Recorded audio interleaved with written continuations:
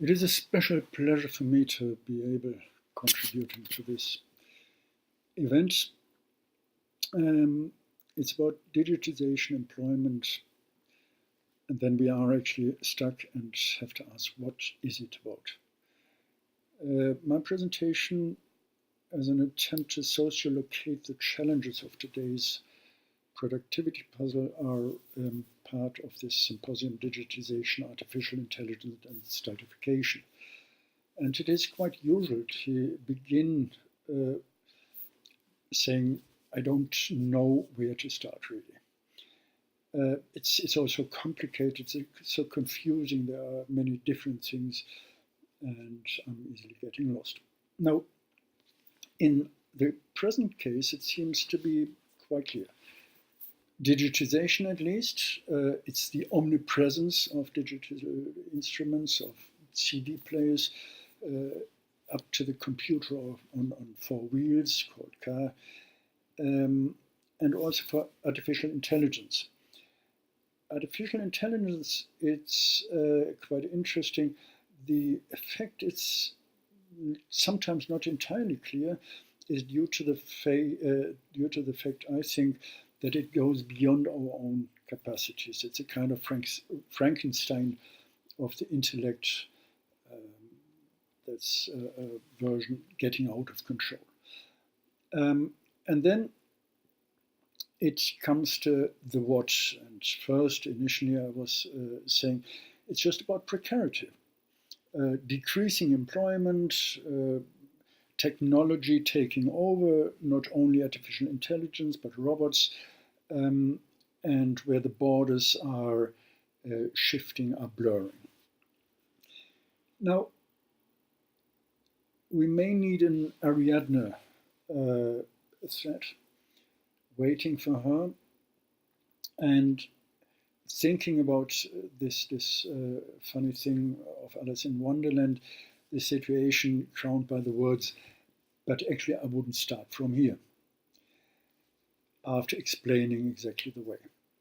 So if it's not precarity we are talking about, if it's not the future of employment, what is it then? We may refer to William Beveridge, for instance, and his focus on the five evils, want, disease, ignorance, squalor, and idleness. That was the foundation, if one wants, of the modern welfare state. Welfare state, social state, mechanisms of social support. What is often, or frequently at least, forgotten is that this orientation by Beveridge has far-reaching implications. There is a template behind it, which I would call it's the competitive capitalist nation-state. There are many different approaches to this. There are many different ways of trying to explain it or trying to grasp it. It's the truly the territorial state, the state that serves the rule of law, the democratic state, and the intervention state, the truly, as Stefan Leibfried mentioned it in a work together with Michael Sohn. It's the Keynesian welfare state. Bob Jessup was talking about this. And much earlier already, the Communist Party criticized this new system, the communist movement, with Paul Buchanan, criticized this system, state monopolist capitalism. Now, there are different ways, it's different ideological classifications or backgrounds for this classification as well. But decisive of this entire debate is that we are talking about, first and all, the accumulation regime.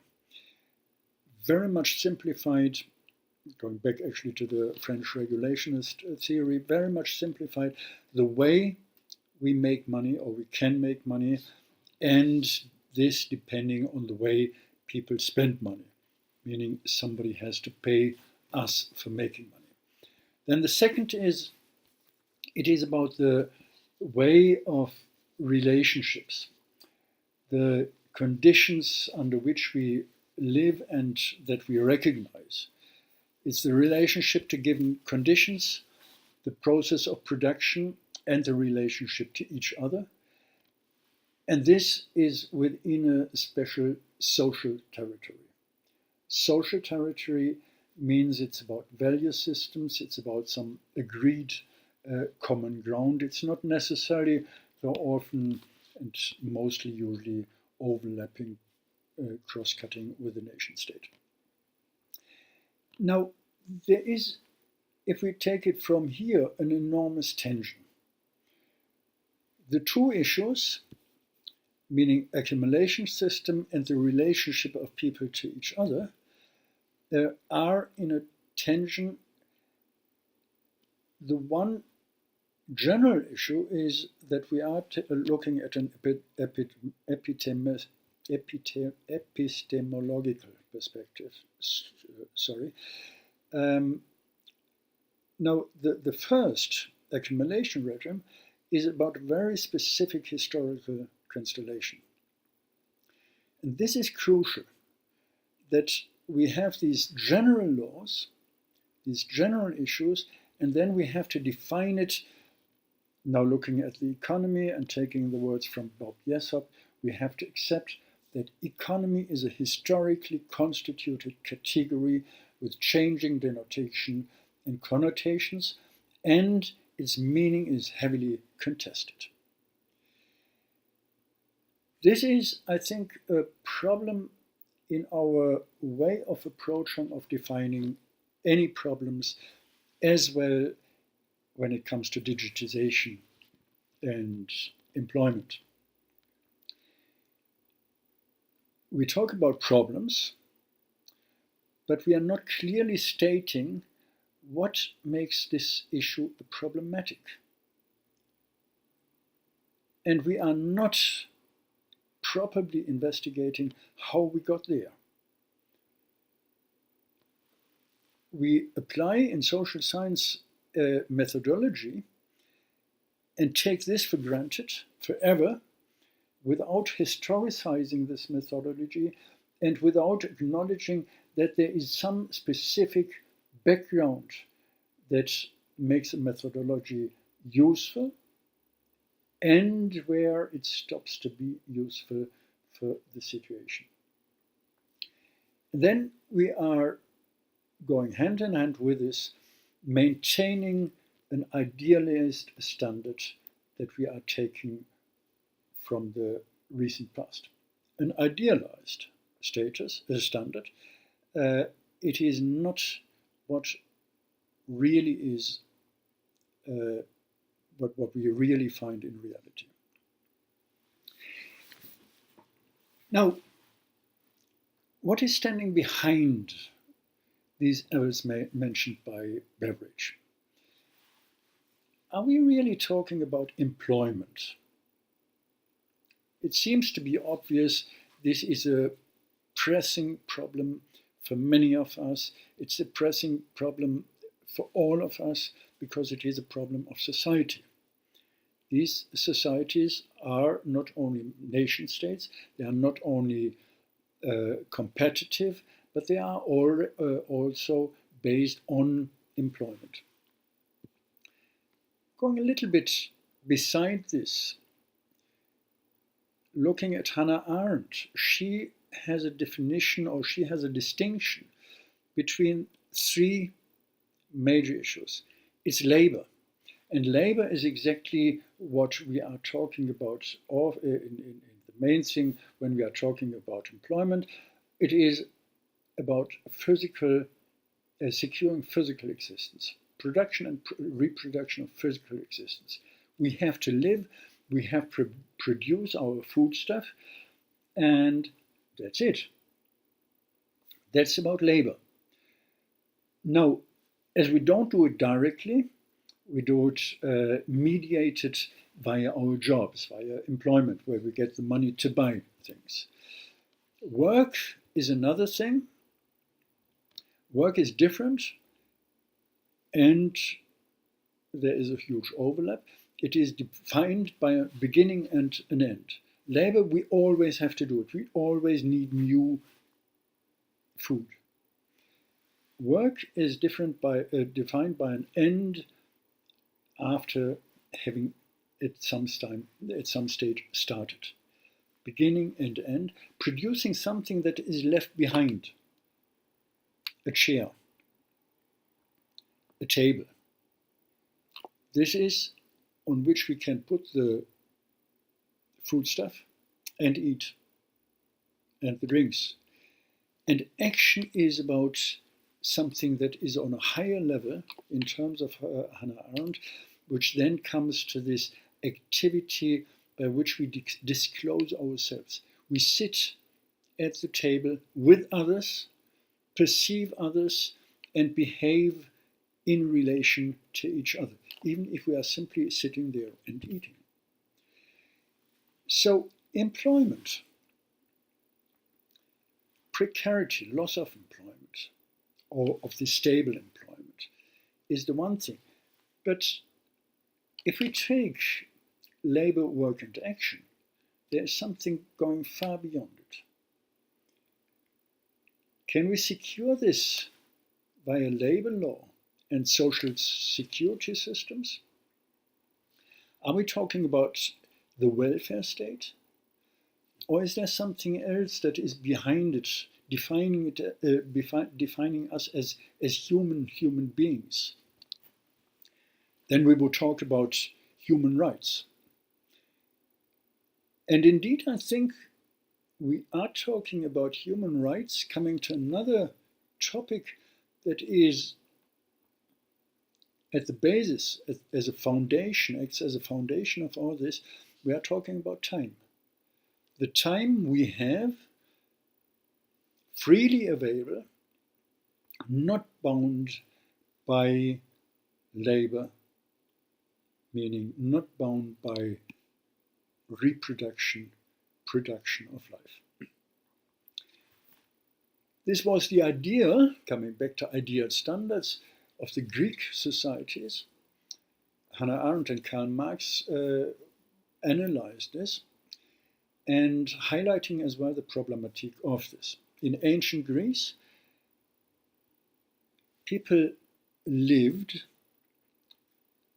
have had this unbound time, and at the same time there was a huge societal price that had to be paid.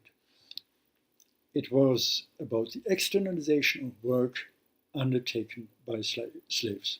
Slaves in terms of labor. People did not have to look at this.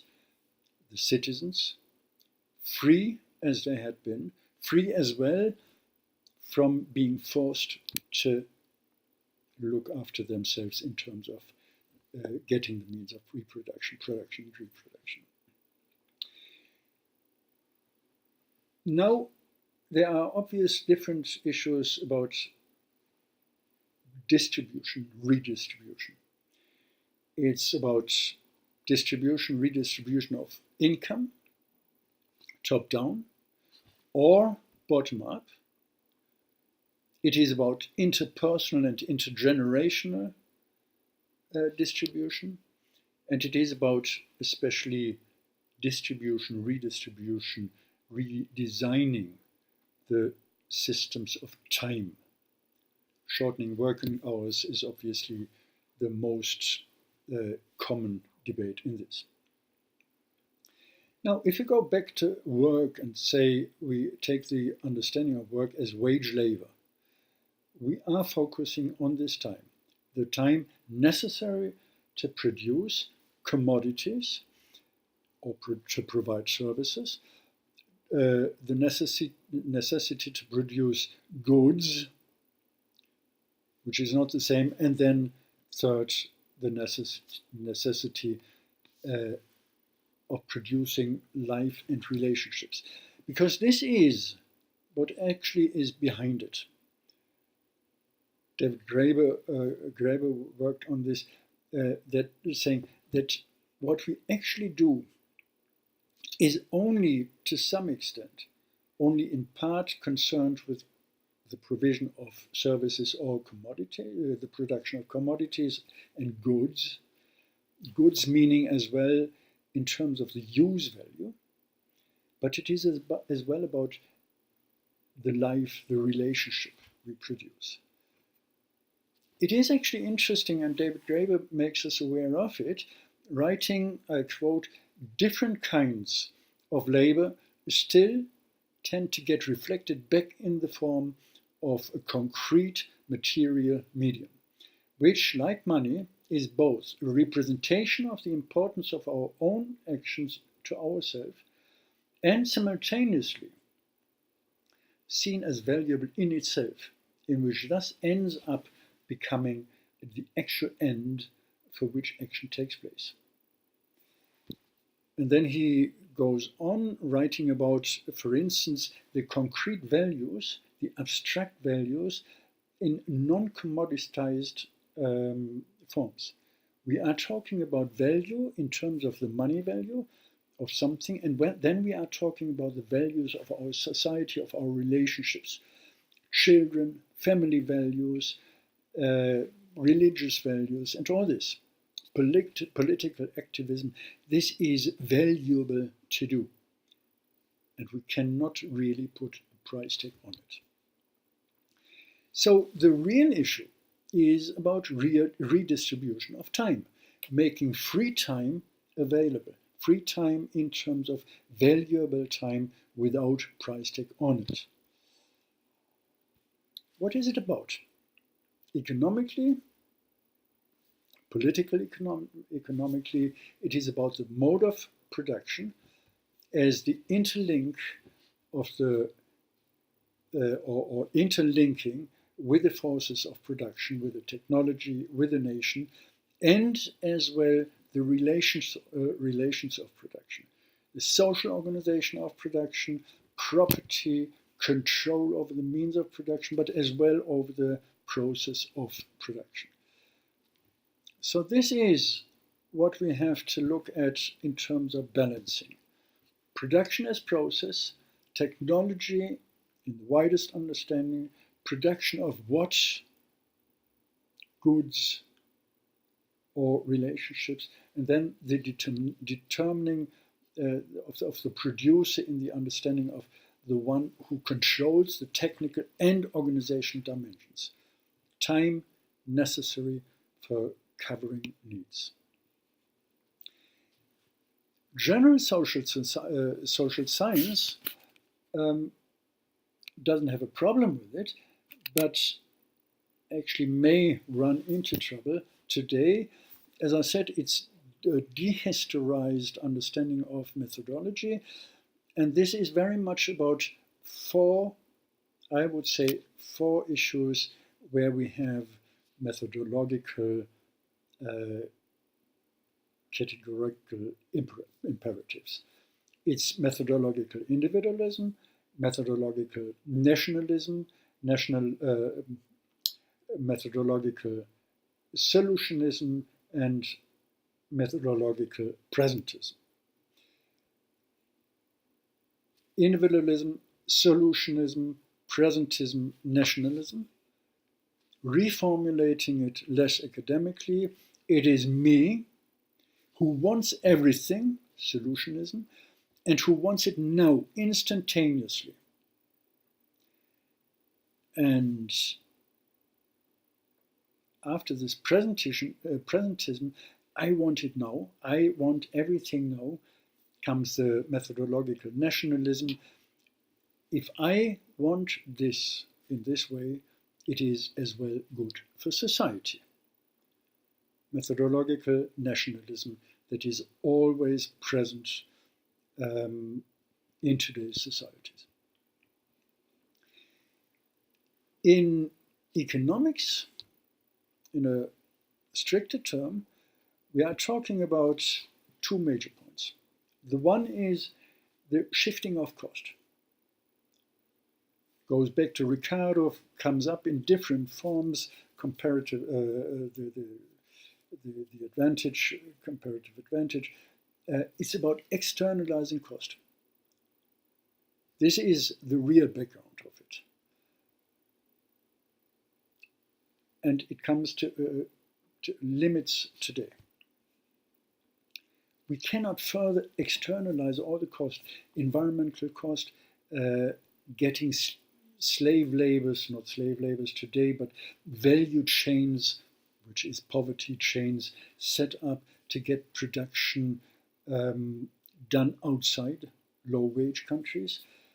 It is about the externalization of DIY prosumers, booking the tickets, check in before we go to the airport, go to the shop and having, it's funny, if you look at the membership bonus cards you have and the overlaps and exclusions, you can spend hours to save some money.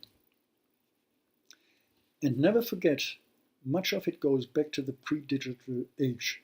The assembling of bookshelves is much longer in place than we talk about computers or digital age. Second, it is about consumerism as policymaking. It's an economic fact. We choose politically on the market. We choose, Wolfgang Streeck made us aware of it in a presentation he gave somewhere in Firenze.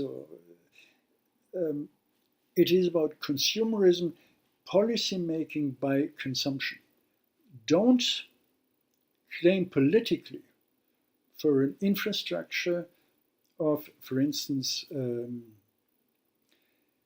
data access, but just go to the shop and buy whatever it is as the cheapest provider. There it's very obvious. It is about you. I saw it recently, not knowing what this advertisement was about. It was some graffiti on the pavement. Checking on the internet, it was about stores, internet store. Our stores should feel more like a gallery than a shop, a place where one likes to be and one leaves being inspired. It is about linking business shops with charity campaigns.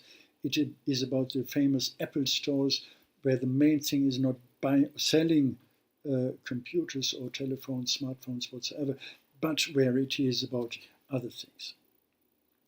Now this is where we come into the area of digitization, where actually there is a new stage, at least, of this prosumerism, which Toffler already talked about a long time before.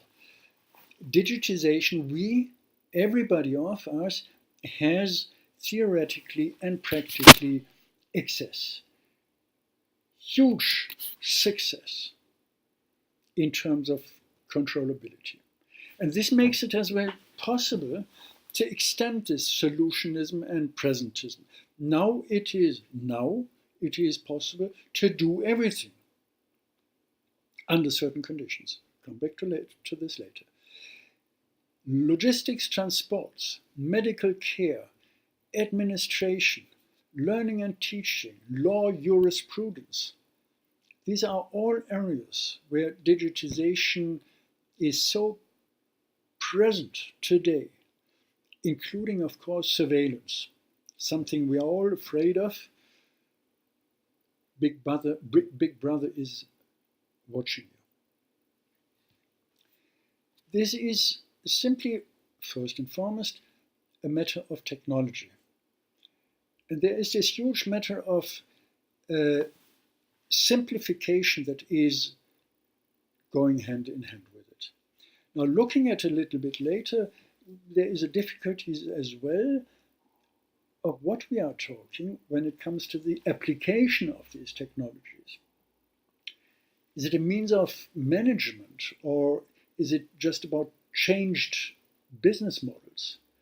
Airbnb or Uber or these things, the so-called sharing economy. Is it about changing the understanding and meaning of work, employment, socio-economic securitization? Different models being set up, being looked after, being thought for. And then it is as well about the organization of politics, because surveillance I like this term Horgan Dorish used, or from there where I have surveillance as surveillance. From the bottom to the top, let's look from the bottom what society is about, and let's use these means to control society. Still, the technology is a tricky thing and forces us, as Dean says, to reformat domains of life, rewriting them in a binary code. Terribly new, isn't it? And terribly well known. Gauss and Humboldt had been fighting this with mirroring the world about numeric versus heuristic interpretative understanding of the world. The one sitting at the desk and doing some desk work with figures, the other going out and exploring things. Jobs, Gates, Zuckerberg are now fighting with themselves about the fragmentation of the world, how to subordinate everything under these figures. So in a way you can say Gauss had been the winner, and Jobs, Gates, Zuckerberg and all these people are their followers. And still we don't know exactly how to define all these things, the technology side.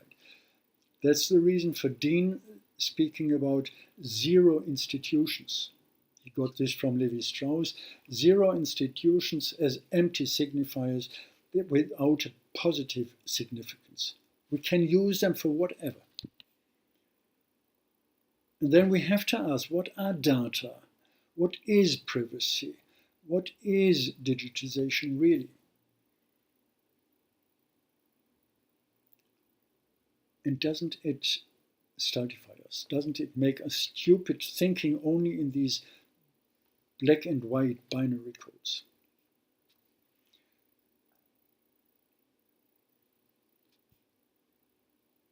Actually, we have to recognize that much of it is about simply programming things and nothing changed.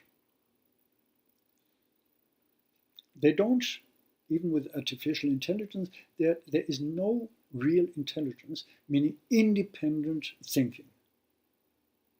Compare a self-driving car with a table. You tell the tabletop, put on 4 pillars if you want, to stand, and it stands. We tell a car, a vehicle, 4 wheels, steering mechanisms, and we tell it to drive, and it drives. It doesn't do it on its own behalf. Now, on the other hand, it is about stultification, limited intelligence that forces us to adapt the code that it can understand. Binarization.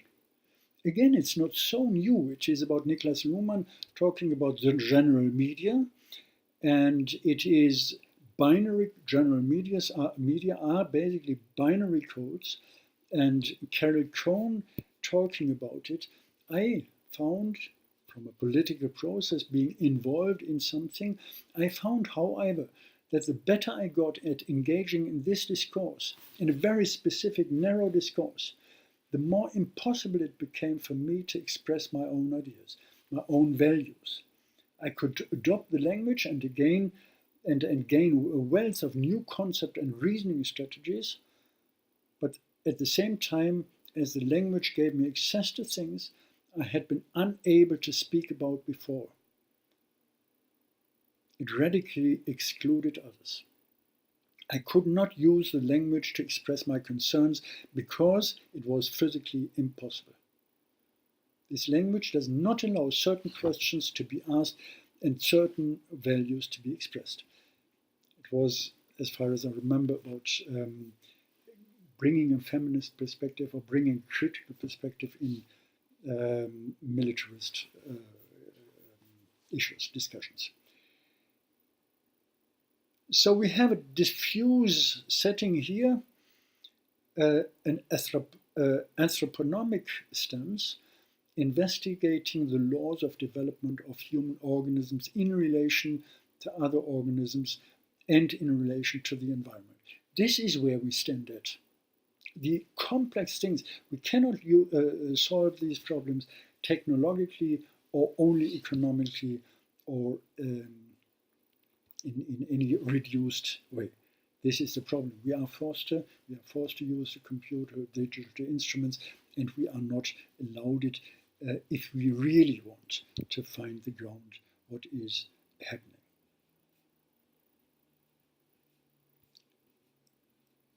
Now, the difficulty of, or one of the difficulties of this thing is that originally digital technology was developed, and this was major progress, to what had been called WYSIWYG. It's what you see is what you get. Now today we find an opposite thing, an opposite development. I suggest, or we can call it asdaras, appear as something different, disappear from real action stage, from the real action stage. Appear as something different, disappear from the real action stage. If we look at CEOs, how they stage themselves, how they perform, it's just ridiculous to see they are saying nothing, at least nothing about what they are doing, what they are really doing. They perform, even now they perform as actors, yes, and as humanitarians and all this, but they are not performing as business people anymore. Statistics, they throw out statistics without making it even possible, or without asking what is about statistics, what is about all these figures that are at the end of the day behind big data. Statistics goes back as a monology to the state, and today it is the reference to algorithms. Governance executive following seemingly neutral mathematical rules, just looking at the statistics and taking the information from there as well as an order to do this and that. It's a seemingly independent level and a matter of replacing the self-elected philosopher king we know from Plato by self-elected techno-gods. They claim to know everything. What had been the philosophy, the attempt to know everything, understand everything, is now given away or taken over by self-elected techno-gods. Hugely dangerous, and I leave it there just as a matter of hopefully provoking some thoughts. We have to deal with these tensions, we have to deal with this openness. But I briefly want to come back to the beginning. We have obviously problematic situations, problematic because we don't know better. We have these problems of unemployment, of course, of precarity, people not knowing where they will be tomorrow or next week, of projectification. They work on, we work all on projects, we think in projects. Taskification or issueification. Everything is an individual issue.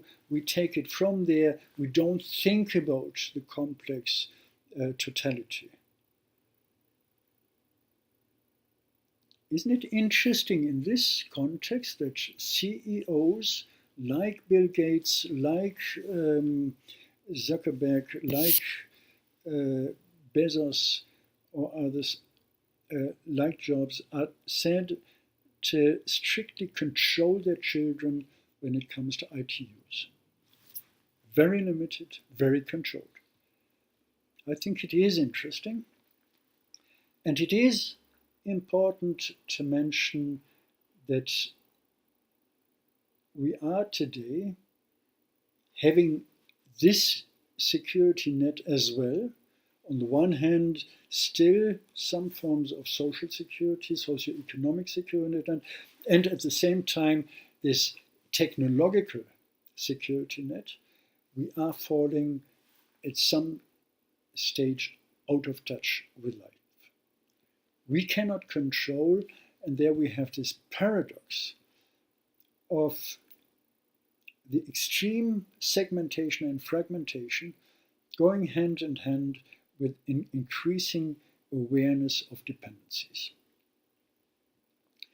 This is the reason for many people looking at alternatives and perspectives in terms of new subjective values, of the real values behind life and all this.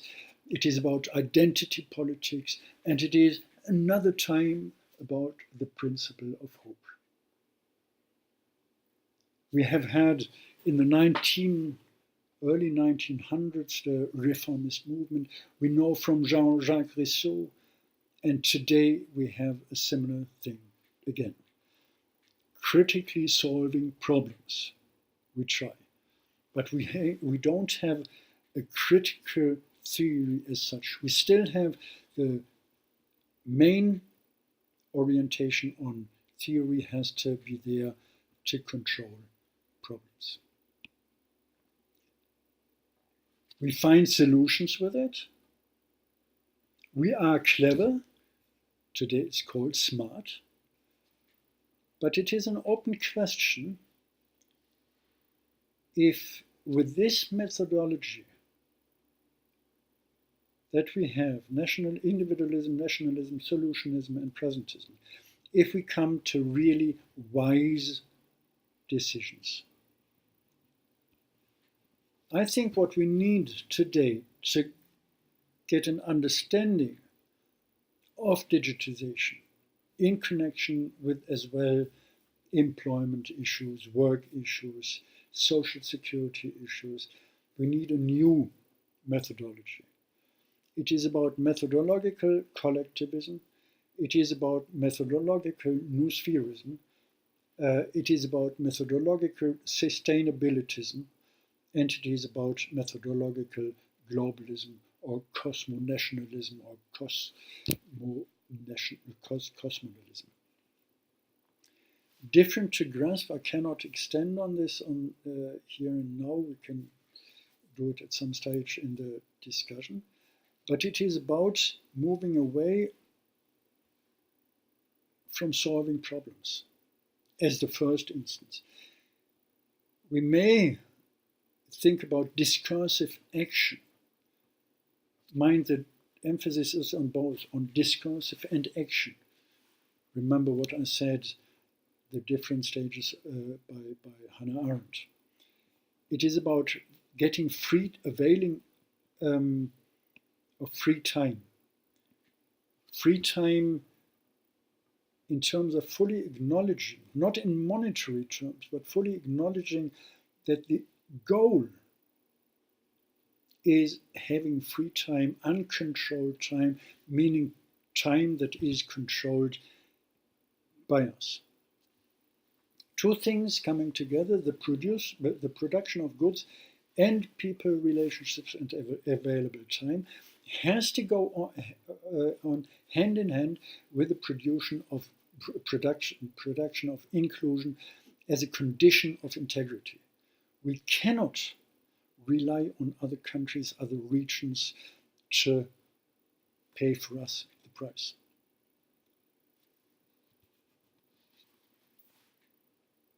Where does it end? A final quote. Bertrand Russell said in 1935, similar statements could be used. So Russell said that 4 hours work a day, and here he means labor work, should entitle a man to the necessities and elementary comforts of life, and that the rest of his time should be his to use as he might see fit. It is an essential part of any such social system that education should be carried further than it usually is at present, and should aim in part at providing tastes which would enable a man to use leisure intelligently. Sure, danger of elitism, we know how to educate others. Sure, there is a major challenge that goes far beyond re-establishing the old welfare state, which would mean re-establishing the welfare state social systems, would mean as well to re-establish us submitting under the system of industrial, quasi-industrial work. For my part, I'm now ending.